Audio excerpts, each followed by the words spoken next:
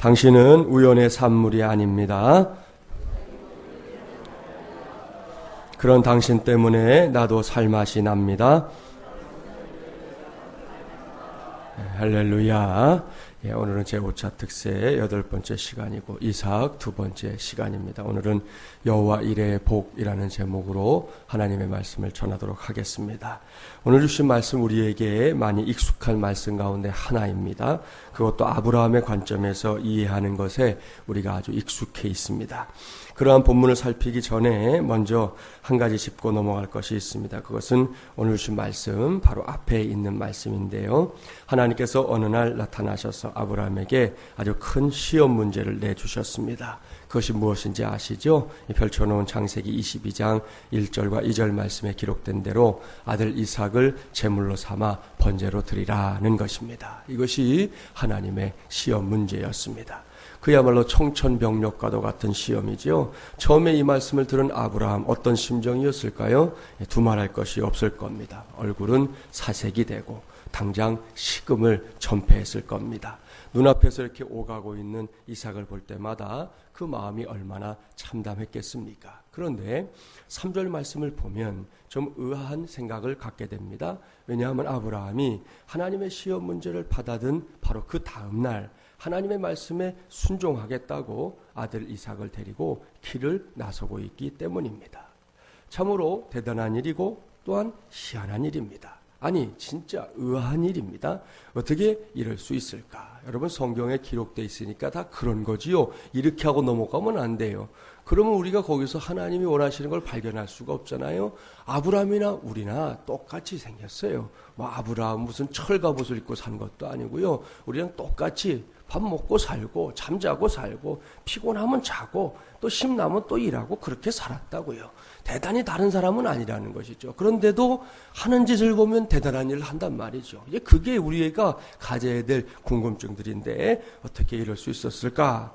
여기서 제가 생각하는 것은 아브라함이 눈치가 빠른 사람이었다는 사실입니다. 여기서 눈치가 빠르다라는 말을 오해하지는 마세요. 약삭 빠르다 그런 의미가 아닙니다. 뭔가를 내다볼 줄 아는 사람이었다라는 의미에서 눈치가 빠른 사람이다라는 것입니다.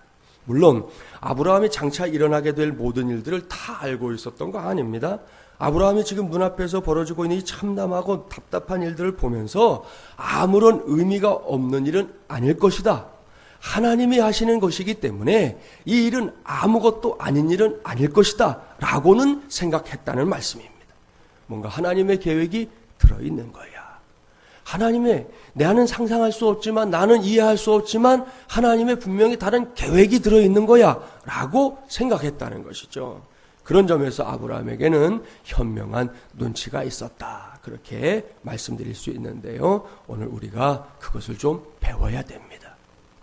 사실 저 바깥 세상에서도 눈치는 매우 중요한 처세술 가운데 하나입니다. 물론 눈치가 너무 지나치면 그것은 결코 바람직하지 않습니다. 눈치만 살피다가 오도 가도 못하는 경우들이 있지 않습니까?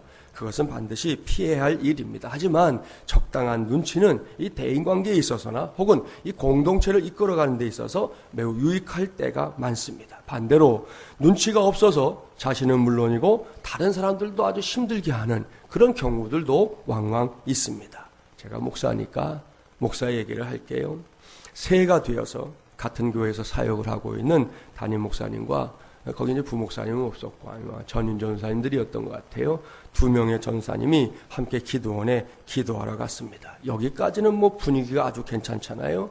그렇게 열심히 기도하는데 하늘에서 음성이 들려왔습니다.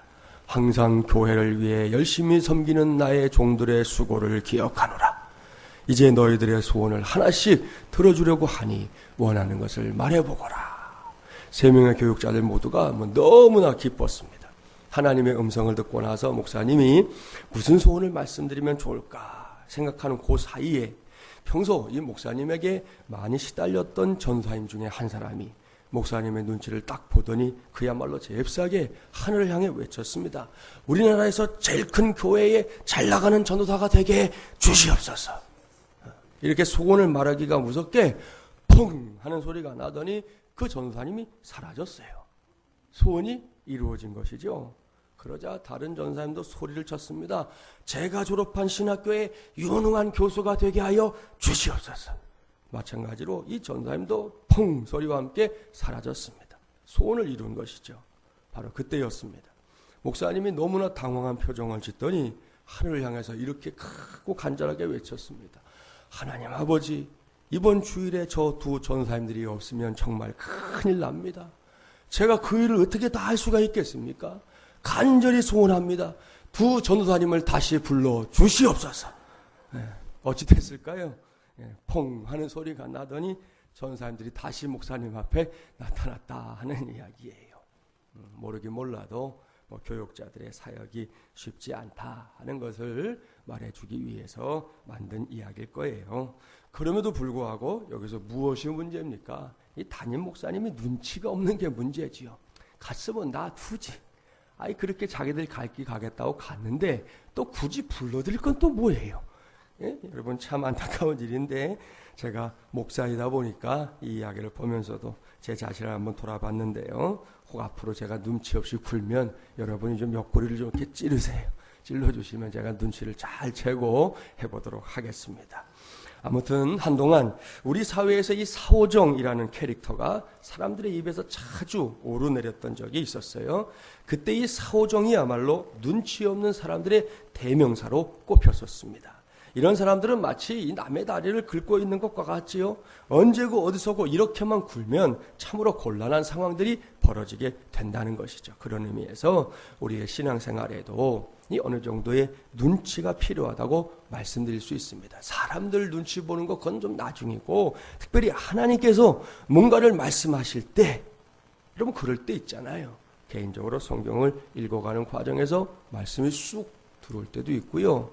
또 설교 말씀을 들을 때도 그럴 때가 있고 여러분 기도할 때도 그럴 때가 있는데 우리에게 분명히 어떤 방법으로든 뭔가를 말씀하실 때 하나님의 뜻을 잘 파악하고 이해할 줄 아는 그런 눈치가 필요하다는 것이에요. 그런 점에서 아브라함은 아직 정확하게는 아니지만 그래도 하나님께서 이삭을 번제로 바치라고 하실 때는 뭔가가 있을 거다라고 눈치를 챈 것 같습니다. 그래야만 하나님께서 찾아오신 다음날 일찌감치 채비를 하고 모리아 산으로 가고 있는 아브라함을 우리가 조금이라도 이해할 수 있는 것이죠. 그렇게 아브라함은 이삭과 두 명의 종을 앞세우고 길을 떠났습니다. 당시 아브라함이 머물던 땅에서 모리아 산까지는 걸어서 3일 정도가 걸리는 곳이었습니다. 아브라함과 그 일행은 마침내 모리아 산 입구에 도착했고요. 그 다음의 일이 오늘 주신 말씀입니다. 본문 5절부터 7절까지의 말씀을 눈으로 한번 쑥 보세요. 모리아산 입구에 이르게 되자 아브라함은 두 종을 그곳에 남겨놓고 이삭과 단둘이서 산 위에 오르기 시작했습니다. 번제에 쓸 나무를 이삭의 등에 짊어지게 했습니다. 자신은 불과 칼을 들고 산에 오르기 시작했습니다. 이 걸음이 결코 가벼운 걸음이 아니지요. 나름대로 하나님께서 뭔가를 계획하고 있을 것이라는 눈치를 챘지만 그렇다고 해서 아들 이삭이 죽게 된 상황을 즐거워할 수는 없는 노릇 아니겠습니까? 그렇게 이런저런 생각에 잠긴 채 산을 오르고 있는데 잠잠히 아버지를 따라오던 이삭이 질문까지 합니다. 아버지, 불과 나무는 있거니와 번제할 어린 양은 어디 있나이까? 그야말로 아브라함의 가슴을 막 파고드는 아브라함의 가슴을 헤집어 놓는 질문이었습니다. 이 자식이 뭔지. 간혹 자식들을 놓고 이 왼수 일컫는 분들도 있지만 그럼에도 불구하고 자녀만큼 부모에게 기쁨을 주는 존재도 흔하지 않을 겁니다. 그래서 부모들의 사랑은 늘 자녀들을 향하고 있는 것이죠. 때때로 잘못해도 실수해도 어떤 때는 말도 안 되는 큰 사고를 쳐도 부모는 여전히 그 자녀를 사랑할 수밖에 없는 이 신비로운 관계, 그것이 부모와 자식의 관계라고 말할 수 있습니다. 그런 관점에서 아브라함을 보자는 것입니다. 아브라함이 그 신비한 관계를 전제한다면 결코 할 수 없는, 아니 해서는 안 될 일을 하기 위해 모리아 산으로 올라가고 있었습니다. 그러니 그 심정이 어땠을까요? 마구마구 무너져 내렸을 겁니다. 더욱이 이삭의 질문은 마땅한 질문임에도 불구하고 아브라함에게는 비수처럼 가슴에 꽂히는 말이 되고 말았습니다. 결국 아브라함이 아주 옹색한 변명을 하잖아요. 본문 8절부터 10절 함께 읽어볼까요? 8절부터 10절 말씀입니다. 아브라함이 이르되 내 아들아 번제할 어린 양은 하나님이 자기를 위하여 친히 준비하시리라 하고 두 사람이 함께 나아가서 하나님이 그에게 일러주신 곳에 이른지라. 이에 아브라함이 그곳에 제단을 쌓고 나무를 버려놓고 그의 아들 이삭을 결박하여 제단 나무 위에 놓고 손을 내밀어 칼을 잡고 그 아들을 잡으려 하니. 아브라함의 옹색한 대답을 들어보십시오. 내 아들아 번제할 어린 양은 하나님이 자기를 위하여 친히 준비하시리라. 모든 것을 그냥 다 하나님께 떠넘기는 것이죠. 뭐 달리 뾰족한 대답도 생각나지 않았을 겁니다. 그렇게 대답하고는 마침내 산 위에 올라갔어요. 아브라함과 이삭은 제단을 쌓았습니다. 그 밑에 나무를 버려놓고 불을 피울 준비도 마쳤습니다. 그렇게 번제를 드릴 준비가 끝나자 갑자기 아브라함의 표정이 덜 변한 것이지요. 그는 이삭을 단단히 묶었습니다. 그때 이삭이 얼마나 당황했겠습니까? 아마도 얼굴이 백지장처럼 하얗게 질려버렸을 겁니다. 아버지, 지금 뭐 하는 거예요? 왜 저를 묶으시는데요? 이렇게 질문해 보지만 아버지는 침묵합니다. 아들의 질문에 대해서는 단 한마디도 대답하지 않았을 겁니다. 딱 한마디. 아들아, 미안하다. 이렇게 말하고 나서 아브라함은 칼을 잡아서 이삭을 죽이려고 했습니다. 그때 이제 하나님의 음성이 들리잖아요. 본문 11절부터 14절. 우리가 그 광경을 머리에 그려보면서 함께 봉독해 보겠습니다. 11절부터 14절입니다. 여호와의 사자가 하늘에서부터 그를 불러 이르시되 아브라함아 아브라함아 하시는지라. 아브라함이 이르되 내가 여기 있나이다 하매 사자가 이르시되 그 아이에게 내 손을 대지 말라. 그에게 아무 일도 하지 말라. 내가 내 아들 내 독자까지도 내게 아끼지 아니하였으니 내가 이제야 내가 하나님을 경외하는 줄을 아노라. 아브라함이 눈을 들어 살펴본즉 한 순양이 뒤에 있는데 뿔이 수풀에 걸려 있는지라. 아브라함이 가서 그 순양을 가져다가 아들을 대신하여 번제로 드렸더라. 아브라함이 그 땅 이름을 여호와 이레라 하였으므로 오늘날까지 사람들이 이르기를 여호와의 산에서 준비되리라 하더라. 아멘. 할렐루야. 칼을 빼어들고 이삭을 죽이기 위해 움직이는 아브라함을 바라보시던 하나님께서 너무나 다급하셨어요. 그래서 아브라함아 아브라함아 부르십니다. 두 번이나 아주 다급하게 부르셨어요. 하나님께서는 자신이 말씀하신 그대로 행동하고 있는 아브라함의 순종을 가로막았습니다. 결코 독자 이삭을 죽이지 말라고 말씀하십니다. 이렇게 마침내 아브라함을 위한 하나님의 테스트가 종지부를 찍고 있습니다. 이 사건의 결과로 그 땅에 이름이 지어졌어요. 여호와 이레. 여호와께서 준비하신다는 뜻 알고 계시죠? 이 여호와 이레, 이 말씀은 당장 내일 일을 알지 못하는 우리 모두에게도 복음 중의 복음입니다.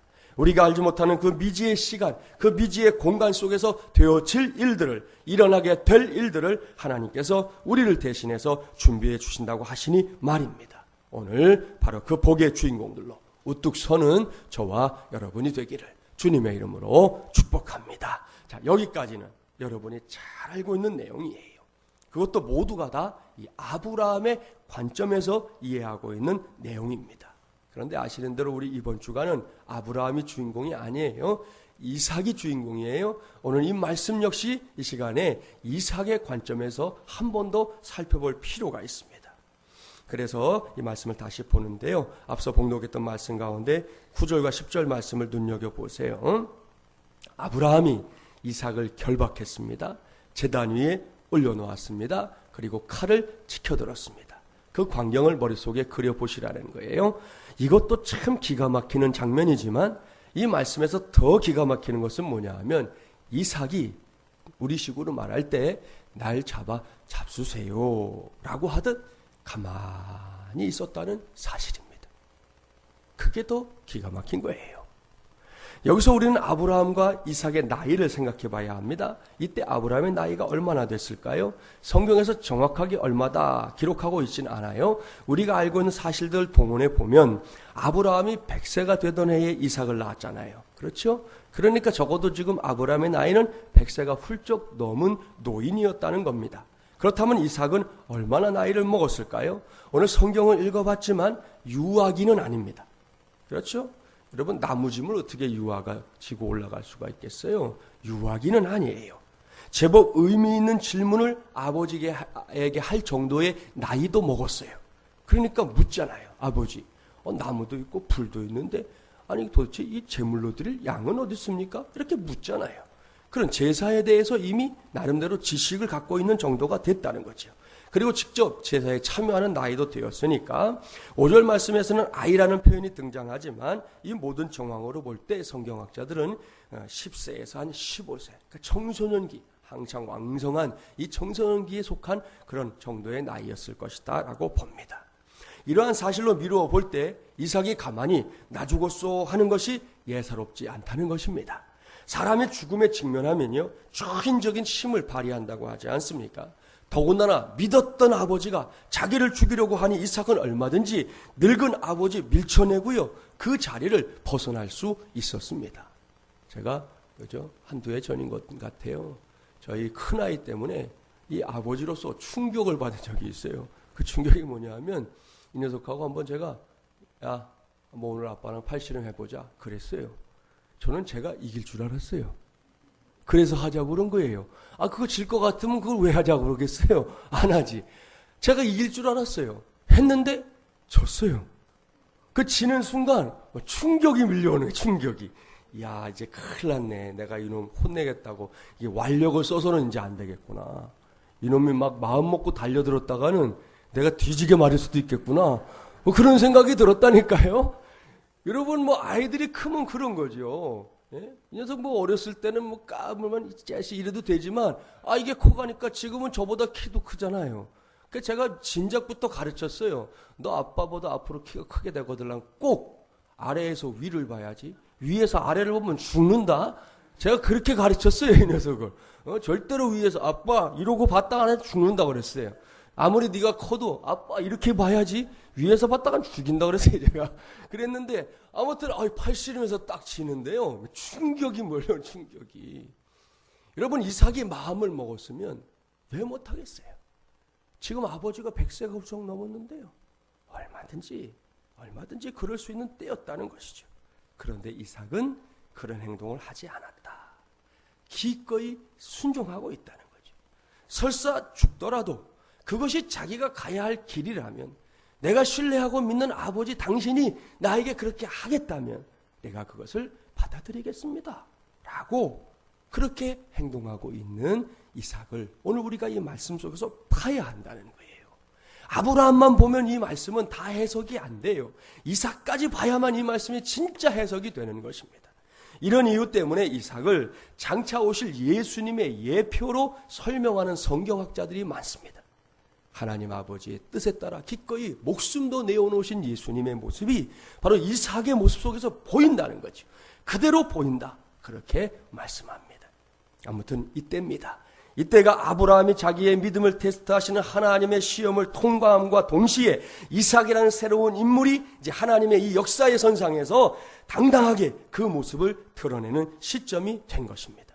사실 창세기에서 이삭은 다른 족장들에 비하면요, 그다지 특별한 기록이 없어요. 제가 이번 주간 한 주간 동안 이삭에 대해서 말씀을 전하겠다고 하고 말씀을 준비하기는 했지만 이 본문을 정할 때 아주 어려웠습니다. 왜냐하면 아브라함은 일주일 정도 설교하는 게 문제가 없어요. 야곱도 일주일 정도 설교하는 게 문제가 없어요. 이삭 말할 거 없어요. 다 좋은데 이삭이 요 한 주간 말하기에는 좀 어려운 게 있다는 거예요. 왜냐하면 특별한 사건들이 별로 없어요. 그야말로 순탄해. 조금 어려운 거 있었지만 나름 순탄하게 지나가고 있는 것을 확인할 수 있기 때문입니다. 그런데도 성경은 그렇다고 해서 이삭의 비중을 줄여놓지 않는다는 것이죠. 이삭의 비중을 작게 여기지 않는다는 것입니다. 어제도 말씀드렸잖아요. 성경에 나오는 관용구 가운데 이게 있다고 그랬어요. 아브라함의 하나님, 이삭의 하나님, 야곱의 하나님. 이게 성경에 나오는 아주 중요한 하나님을 부르는 관용구입니다. 성경을 기록할 때 이 성경을 기록하는 사람들이 이렇게 기록한 게 아니라는 거예요. 아브라함의 하나님, 이삭의 하나님, 야곱의 하나님, 그렇게 기록하지 않았다는 거예요. 이 모든 이름을 부를 때마다 동일한 비중을 가지고 아브라함의 하나님, 이삭의 하나님, 야곱의 하나님으로 동일하게 이 모든 믿음의 족장들을 그 가치를 인정해주고 있다는 것을 우리는 꼭 기억해야 할 것입니다. 이러한 이삭의 삶을 통해 발견되는 여호와 이레의 복이 있습니다. 그것은 앞으로 며칠 동안 더 이삭의 삶을 살펴보겠지만 진짜 여호와 이레의 복을 받은 사람은 아브라함이 아니라 이삭이에요. 생각해 보십시오. 하나님께서 준비하신 것 때문에 죽음에서 살아난 사람이 누굽니까? 이삭이에요. 아브라함이 살아난 게 아니에요. 이삭이 살아났어요. 여호와 일의 사건 이후에 아브라함에 관한 기록 성경을 보세요. 오늘 말씀 이후에 급격히 줄어듭니다. 한두 장 넘어가면 아브라함은 이제 죽습니다. 아브라함에 관해서 더 이상 기록할 게 없어요. 그 자리를 누가 채웠냐는 것이죠. 이삭이 채웠다는 것입니다. 그 이삭에게서 오늘 우리가 배워야 할 중요한 신앙이 한 가지 있어요. 그것은 꾸준하고 흔들림이 없는 신앙입니다. 그렇습니다. 이것이 이삭의 신앙이었어요. 들고 나고가 아닙니다. 하늘을 찌를 듯 하다가 땅으로 곤두박질 치는 그런 신앙이 아닙니다. 우리 신앙생활 하다 보면 그런 분들이 있어요. 막 처음에 막 은혜 받고는 막 쇠도 씹어먹을 기세예요. 예? 저 산등성이 뭐 올라가는 거 유도 아니에요. 막 하늘을 막 달릴 것 같아요. 얼마나 감사한 일이에요. 계속 그렇게 달리면 그건 너무 감사한 일인데 그러던 사람이 또 하루아침에 바닥을 칠 때가 있잖아요. 여러분 그런 것보다는 꾸준하게 하나님 앞에 달려가는 것, 마치 마라톤 선수가 자기 페이스를 잘 지키고 결승점까지 가는 그것이 오늘 이삭이 보여주는 신앙의 모습이라는 겁니다. 목회를 하다 보니까요, 제일 귀하게 여겨지는 성도가 바로 그런 사람들입니다. 그래요. 저도 여러분도 사람이기 때문에 들쑥날쑥 할 때가 많습니다. 목사도 그래요. 그저 여러분에게 들키지 않으려고 애쓸 뿐이죠. 목사도 그럴 때가 많아요. 그게 사람이지요. 그런데도 정말이지 꾸준하게 신앙생활을 해나가는 사람들이 있습니다. 흔들림이 없습니다. 정말 성실합니다. 항상 자기의 몫을 해냅니다. 강 목사님과도 이런 이야기를 자주 해요. 우리 교회에도 주일이 되면 이제 어제 그제 주일이었는데 결석자들이 있습니다. 그런데 참 희한한 것은 이번 주일에 결석한 사람들이 이제 한 주간 동안 뭐 목회자들이 연락도 하고 목자들이 돌아보시고 찾아가고 신방도 하고 전화도 하고 뭐 그렇게 해가지고 다음 주일에 딱 나오면 지난 주일에 안 나왔던 사람들이 나오면 지난 주일에 왔던 사람들이 이번 주에 또 안 와요. 이게 참 그냥 그 부류의 사람들이 딱 그냥 늘 가끔가다 안 오면 차라리 그 사람들만 돌보면 되잖아요. 근데 이번 주엔 잘 왔는데 다음 주에 안 오고 이번 주에 안 온 사람이 다음 주에 와주고 이게 계속 교차하는 거예요. 그러니까 목회자들은 그분들을 돌아보느라고 결석자들 챙기려다 보내는 시간이 얼마나 많은지 몰라요. 그래서 이제 목사님하고도 얘기하는 거예요. 그야말로 꾸준하게 신앙생활 해주는 성도만큼 귀한 성도가 없다. 뭐 그냥 이러고 저러고 대단한 거 안 해도 괜찮은데 그저 자기 자리 잘 지켜주고 내게 맡겨진 역할이 있으면 그 역할에 최선을 다해주는 그런 사람처럼 귀한 성도가 없다. 그런 성도가 많으면 많을수록 목회는 행복하겠다. 그런 이야기를 목사들끼리 나누게 됩니다. 여러분 그래서 당부합니다. 우리 마중물 열왕교회를 섬기고 있는 저와 여러분 모두가 이삭처럼 이제는 좀 꾸준하고 흔들림 없는 그런 하나님의 종들이 되기를 간절히 당부합니다. 그러면 여호와 이레의 복까지 저와 여러분의 몫이 될 줄 믿습니다. 다시 말씀드리지만 여호와 이레의 복은 아브라함이 누린 게 아니에요. 이삭이 누린 복이에요. 이삭의 평생을 통해서 하나님께서 예비하신 은혜를 누리면서 살게 됩니다. 이제 내일 모레 계속 살펴볼 것이지만 정말 이삭의 삶이 그랬다는 거 확인할 수 있습니다. 어제까지야 어떻게 살았든 여러분 상관하지 않겠습니다. 오늘 이후에 오늘 주신 말씀에 나오는 이 이삭처럼 기꺼이 순종함으로 말미암아 우리의 한 번뿐인 인생길 걸어가면서 하나님께서 책임져 주시는 그야말로 여호와 이레의 복을 충만하게 누리며 사는 하나님의 귀한 종들 꼭 되시기를 주님의 이름으로 간절히 축원합니다.